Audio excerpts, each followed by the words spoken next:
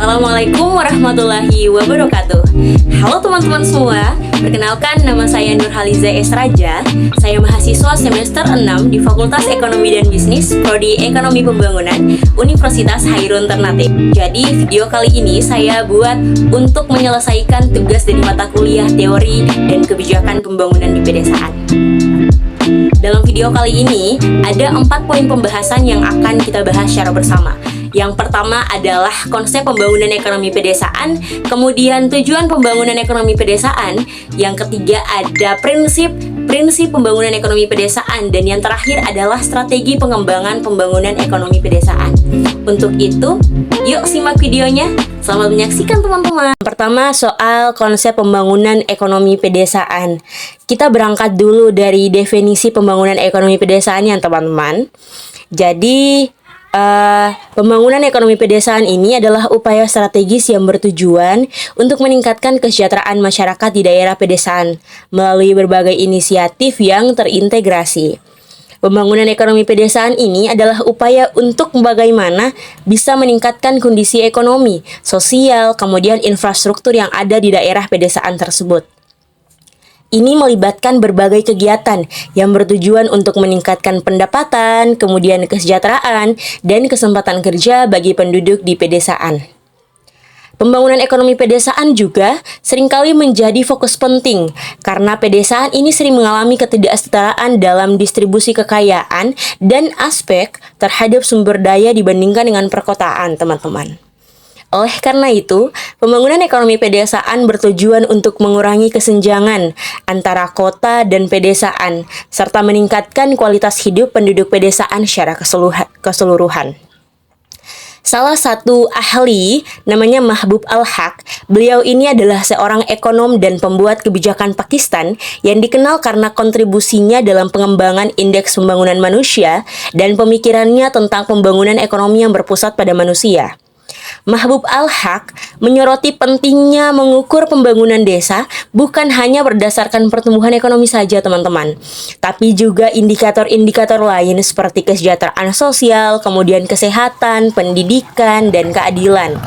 Ia mengusulkan bahwa penggunaan indeks pembangunan manusia atau IPM ini dijadikan sebagai alat untuk mengukur kemajuan pembangunan desa secara holistik. Sekarang kita akan membahas soal sebenarnya apa sih tujuan pembangunan dari ekonomi pedesaan tersebut. Jadi teman-teman, tujuan pembangunan ekonomi pedesaan ini sangat penting untuk meningkatkan kualitas hidup masyarakat di pedesaan dan memastikan pembangunan yang merata di seluruh wilayah. Berikut saya akan menjelaskan beberapa tujuan utama dari pembangunan ekonomi pedesaan. Yang pertama adalah mengurangi kemiskinan. Penggunaan ekonomi atau pembangunan ekonomi pedesaan ini bertujuan untuk mengurangi tingkat kemiskinan dengan menciptakan peluang kerja dan meningkatkan pendapatan masyarakat pedesaan melalui berbagai macam kegiatan seperti pertanian, peternakan, kemudian usaha kecil menengah atau UKM.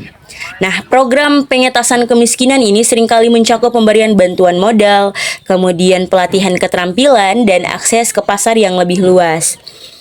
Selanjutnya tujuan kedua adalah untuk meningkatkan kesejahteraan sosial. Nah, peningkatan akses terhadap layanan dasar seperti pendidikan, kemudian kesehatan, air bersih, dan sanitasi ini merupakan salah satu tujuan penting.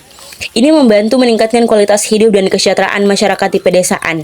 Program kesehatan ibu dan anak, imunisasi, serta peningkatan fasilitas sekolah di pedesaan adalah contoh yang konkret dari upaya ini, teman-teman semua. Kemudian tujuan yang ketiga adalah mengurangi ketimpangan wilayah. Nah, salah satu tujuan utama adalah mengurangi ketimpangan pembangunan antar daerah perkotaan dan pedesaan. Dengan cara apa? Dengan cara memperbaiki infrastruktur dan akses ke teknologi serta sumber daya. Ini diharapkan dapat menciptakan kesejahteraan dan kesempatan ekonomi. Pengembangan wilayah terpencil dan pemberdayaan ekonomi lokal juga menjadi fokus dalam mencapai tujuan ini. Yang keempat adalah mendorong diversifikasi ekonomi. Mengurangi ketergantungan pada sektor pertanian dengan mendorong diversifikasi ekonomi, ini termasuk mengembangkan sektor-sektor lain seperti pariwisata, kemudian kerajinan tangan, dan industri kecil yang dapat membuka peluang baru bagi masyarakat di pedesaan tersebut. Pariwisata berbasis komunitas dan industri kreatif di pedesaan menjadi fokus untuk diversifikasi ekonomi teman-teman semua. Kemudian tujuan yang selanjutnya adalah meningkatkan kapasitas dan keterampilan masyarakat.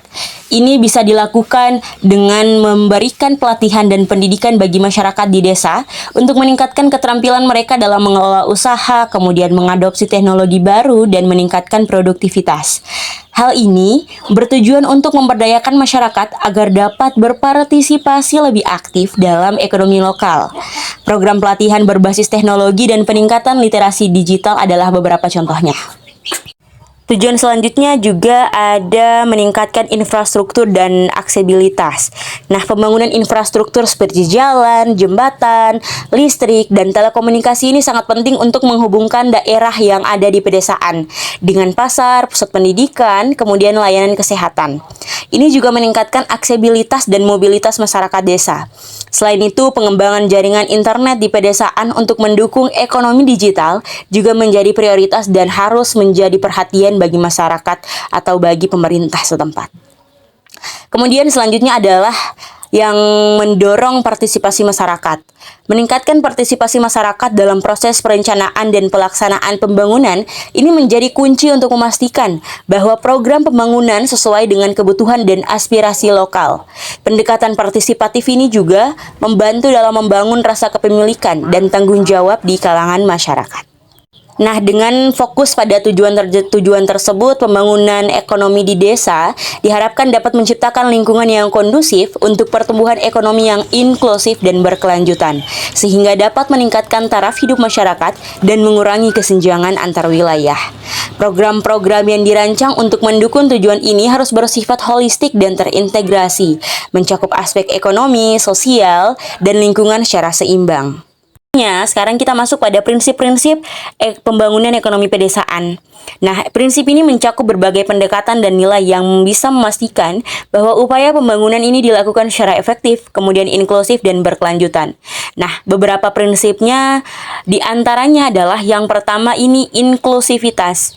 Nah, inklusivitas ini melibatkan seluruh lapisan masyarakat dalam proses perencanaan, pelaksanaan, dan evaluasi pembangunan untuk bagaimana memastikan bahwa manfaat pembangunan ini dirasakan oleh semua kelompok, termasuk kelompok yang paling marginal, teman-teman. Kemudian yang kedua adalah partisipasi komunitas, di mana ini mendorong partisipasi aktif masyarakat pedesaan dalam setiap tahap pembangunan untuk memastikan bahwa program yang diimplementasikan sesuai dengan kebutuhan dan aspirasi lokal. Kemudian yang ketiga, prinsipnya harus berkelanjutan. Menjaga keseimbangan antara pembangunan ekonomi, kemudian pelestarian lingkungan, dan keberlanjutan sosial untuk memastikan bahwa sumber daya alam dan lingkungan tetap terjaga untuk generasi mendatang. Yang keempat adalah kolaborasi dan kemitraan.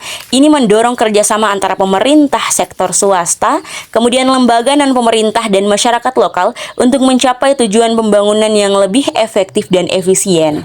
Yang terakhir prinsipnya adalah transparansi dan akuntabilitas. Ini menjamin bahwa proses pembangunan dilakukan secara terbuka dan bertanggung jawab.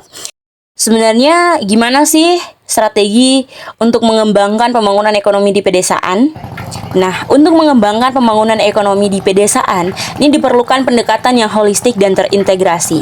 Nah, yang pertama-tama, pembangunan infrastruktur dasar seperti jalan, kemudian listrik, air bersih, dan telekomunikasi menjadi kunci untuk meningkatkan aksesibilitas dan konektivitas dengan wilayah lain.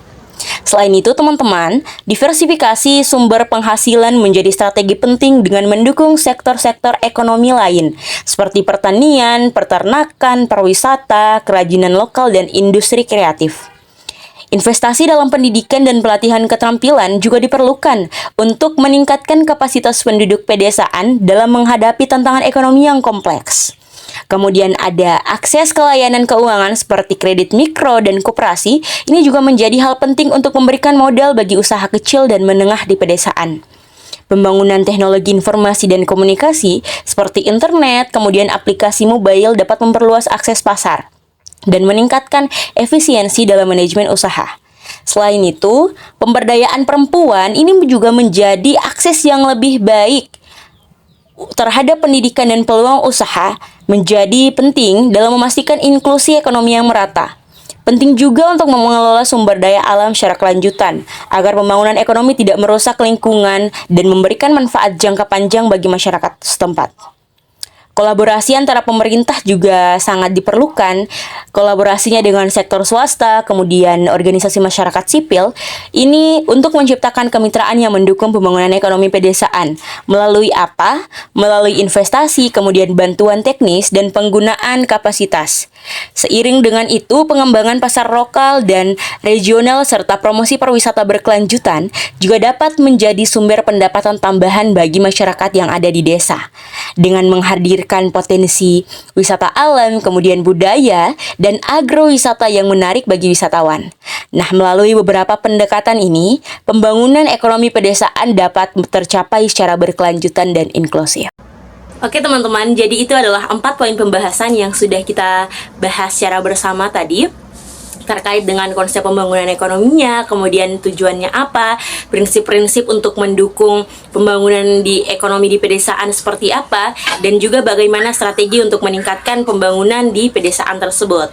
Nah, jadi bagi saya pembangunan untuk meningkatkan atau mengembangkan pembangunan di pedesaan ini menjadi tugas bersama, bagaimana pemerintah dan masyarakat bisa berkolaborasi dan dua-duanya harus berperan penting untuk bisa meningkatkan pembangunan atau pengembangan ekonomi yang ada di desa tersebut.